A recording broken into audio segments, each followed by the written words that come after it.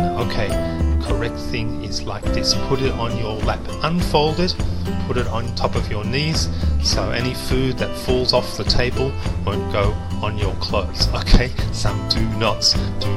It's not a handkerchief. Okay, please don't use it to blow your nose. And we only babies tuck their napkin in like this. We do that for small children, not for adults. Okay, put it on your knees, put it on your lap. Okay, now another thing which is very interesting, of course, because while you're eating, the waiters will be coming and going, and they'll be looking to see if you've finished. So they're not going to ask you, have you finished? Can I clear this? Overseas they won't do this. We have a kind of code, okay, a kind of symbol to show the waiter if we've finished or not. Now, if you're just resting, okay, you're talking to the people, other people at the table and not eating, then we put our knife and fork on an angle like this. This is the European style. This is the American style, but the idea is the same. They're not together and they're on an angle. Now, if you've finished the meal, then you put your knife and fork together.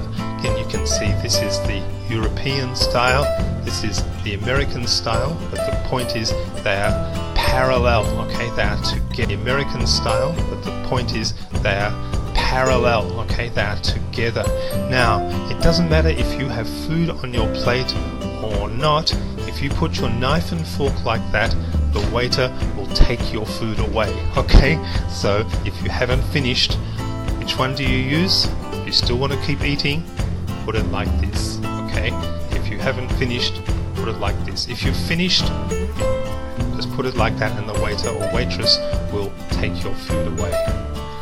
Okay, now, so we know about the tools for our cutlery for eating. Now, how about how do we use these tools? Alright, here are some examples of how not to use them. The first part of good table manners is how do you hold the knife and fork? Okay, and obviously it's not like any of these. The correct way we can see here is to have your fingers and wrists on top of the knife and on top of the fork, with this finger resting on the top in each case. Keep your elbows by your side, okay, and of course the knife in the right hand, the fork in the left hand. Now, how do we use it? Get a little bit of difference between America and Europe here. We usually put the fork into the meat. If we're cutting some meat, put it near the edge of the meat and then cut off a small piece of meat. Okay, Okay, now again, notice the way we're holding the knife, not like this still. Now, Americans will, at that time, they will often put their knife down and they will pick up the fork with their right hand, move the fork from their left hand to their right hand, and then eat the meat like this. Now, Europeans will, after they've cut off the meat, normally just use the fork to take the meat directly to their mouth in the left hand. Okay, both are okay.